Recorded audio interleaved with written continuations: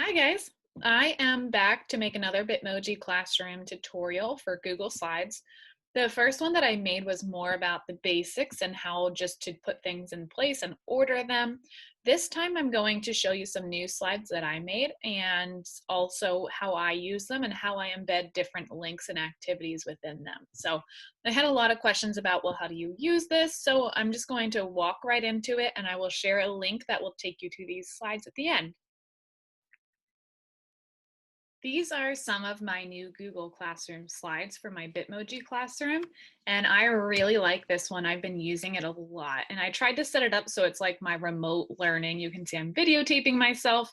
So in the link with these slides, it'll have my Bitmoji, but this time they're all editable. So you'll be able to move things around and change everything if you don't like a piece of decor. So for this slide, what I do is I link in my YouTube video for my students every morning.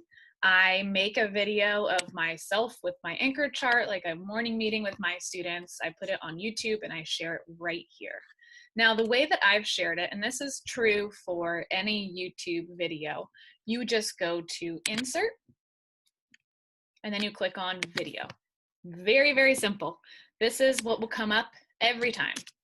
Right here, you will paste the link for the YouTube video that you want to use. So I don't have one in my dashboard, but this is the last one I had here, which is the same video that I have up. So you just click it, you hit select, and it will put it right there.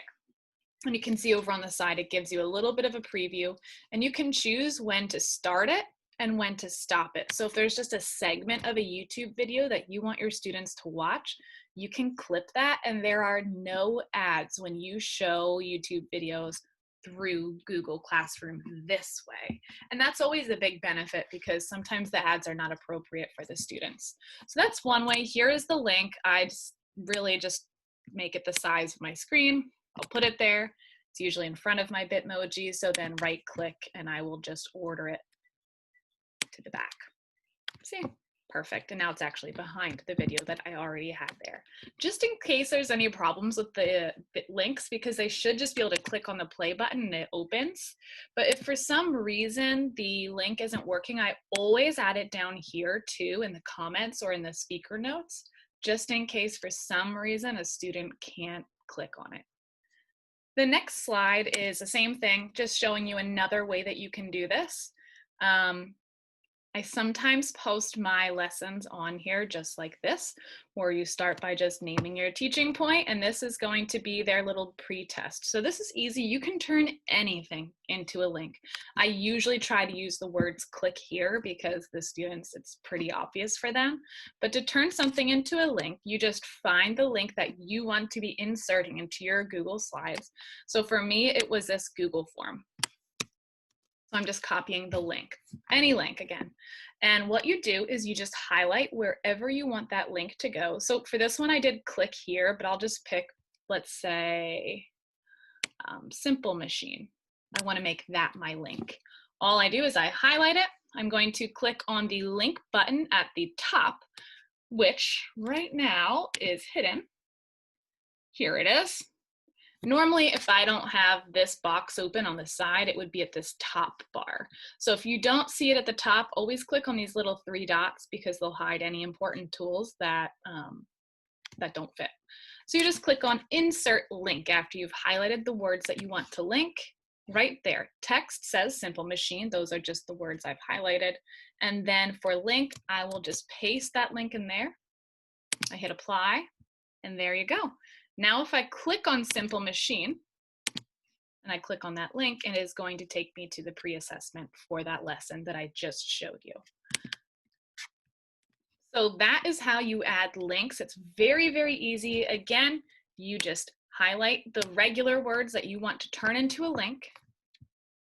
You go up and you click on the little paperclip here and you just paste the link in and hit apply. Very easy. This is one of my favorites also. I'm very excited about this one. I've seen a lot of teachers do something like this. It's fun to recommend books to students, and we don't have that opportunity as much in remote learning because we only have so much control over what the students are going to be doing at home. So this is another option. Now, what we have right here on the bookshelf, and just to pause for a second, I almost always add these speech bubbles. They're called call outs. It's just in the shapes, and you go to call outs and they're down here at the bottom. But no matter how familiar my students become with this, I think it's always helpful to have just a little bit of direction for them. So what this is right here, these are screenshots of books that I found online.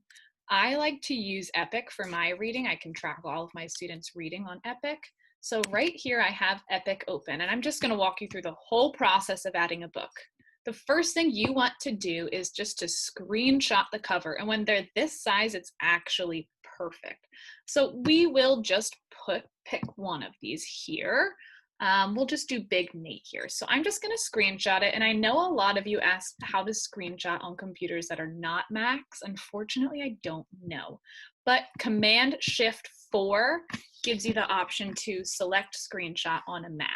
So I'll do Command-Shift-4.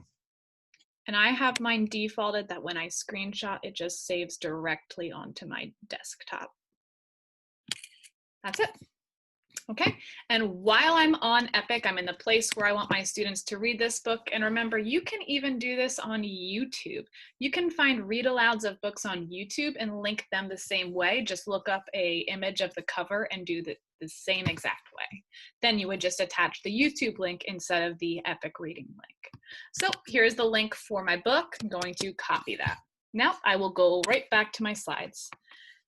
First, we need to add our book cover. So I will do Insert, Image, Upload from Computer. It's usually one of the first ones. Let's see here. There it is. The complete Big Nate. I hit Open, and it'll drop it right in. Oops. And then I'm just going to resize it to make it the size that I want it to fit on the shelf. And it's kind of hard. Sometimes I end up stretching out the shelf size so the kids can really see the books. So now Big Nate is sitting on the shelf, but it's just a picture right now. Whereas these ones, you can see they literally link you to a book. So when I click on Big Nate, this is super, super simple. If it will let me, there we go. If I click on Big Nate, it is the same exact thing as adding a link to words. See the little paperclip at the top again? Click on it. Paste your link, hit apply, and then you click out, and then when you click on the book again, there you have it. Now, when students have access to these slides, I always make sure that they are view only.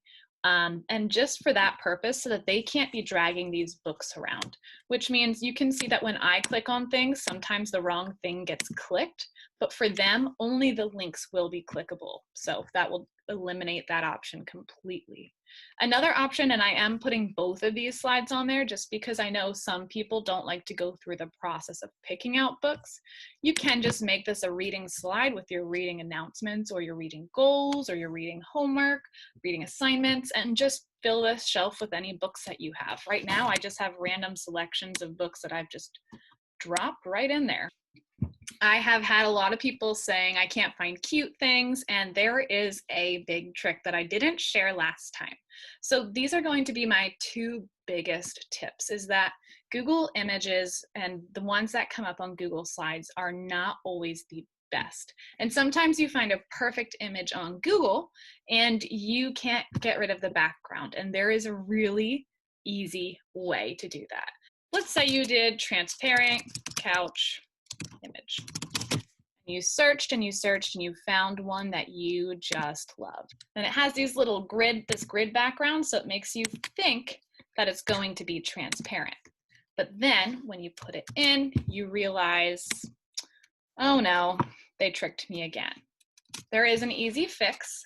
Now you will go to, and I usually open this tab in a whole different window because it makes it easier for the dragging and dropping that you'll have to do. So let's just move this guy over here. So this website, I will also link this down below, is simple as this, remove.bg, remove.bg for background. And it takes you here. So all I do here is I'll put this over here. I will find the picture. This just makes it so you don't have to keep saving and downloading. I will take the picture that I want to get rid of the background in, and I am just dragging it into that window. Takes just a second or two. And here it says removed background. I'll just copy the new image, go back to my slides, and when I paste it, there we go. It's almost perfect. It works almost every time. So you can do that with so many different things. If you wanted to add real images from your classroom, there's so many different options. So you can work with just about anything. I also had a lot of people asking about my comedy club. So my students like to send me jokes. It's always been a thing that we have done all year long. They'd leave them on my desk for me. So it didn't stop when we switched to remote learning. What they do here is they can share a joke with me through Google Forms, and the link is actually here, but I will show you first. So this background comes just like this, and I'll leave the template up there too. I share the joke here. And the next one, usually I change my Bitmoji to me rolling on the floor laughing. Now it says this, click on the comedy show logo to submit a joke. And you already know the drill, guys, right? All you'll do is you'll click on comedy show, click on the paper clip, not the paper link, and you'll put the link that you want that to go to right here. I already have my link saved down at the bottom. Like I told you, I always put them at the bottom just in case. And we will put it right in. And there we have it. Now when students click on comedy show, the link comes up. When they click on it, it takes them right to the Tell Me a Joke Google form. And guys, this is the most easy thing to manage. Tell me a joke. What's the answer? It's so easy. So that's my comedy club. It's very easy, very manageable, and the kids love it. Two more. This is just a fun little background slide. You can decide what to do with this one. I've used it for my office hours. So every day I have live office hours on Google Meet. I'll just put the hours right here every day, and this link will take them to the Google Meet. It is a link that is generated through my Google Classroom, which means that when they click on this link, it will not take them to Google Meet unless I am already in it. So that's just a safety feature that they've added that is super awesome. And the last slide that I had some fun with was my lunch bunch slide. If you're like me, you're a teacher who's missing your students, and this lunch bunch slide really gets them exciting. They check this one all of the time because they want to have that small group time. So I have students with 1, 2, 3 friends sit down for lunch with me on Google Meet. And this slide, if they click here, it'll take them to another form that will tell you all about the days that they've earned and when they can meet me and if they've been invited to somebody else's. So those are my slides. I hope that this has been really helpful. I think that I almost forgot. I said that there were 2 really important things and I only told you about remove.bg. Something else that has been extremely important for me is finding a way to remove those ads for YouTube videos. Now, I've showed you that Google Slides will already remove the ads, but if you are not using Google Slides, this is just really quick. This is called Safe YouTube, safeyoutube.net. All you do is you paste the link of a YouTube video here, hit generate link, and it will spit out a new link that is not connected to YouTube that will display that video only. It will not start playing the next video, it won't recommend new videos, and it won't show any ads. So that is just another secret little trick that I use all the time, and it's really changed the game for me. So I really hope that you guys enjoyed this. I hope it was helpful, these slides. The kids have been loving being able to click on things and have new things to look forward to. So I hope that you're able to learn a little bit from this one. And again, I'm going to link the slides if you wanted to look at them on Teacher Pay Teacher, and I'll try to add some other helpful links at the bottom too. So thank you guys for tuning in, and hopefully I'll be able to make another one soon.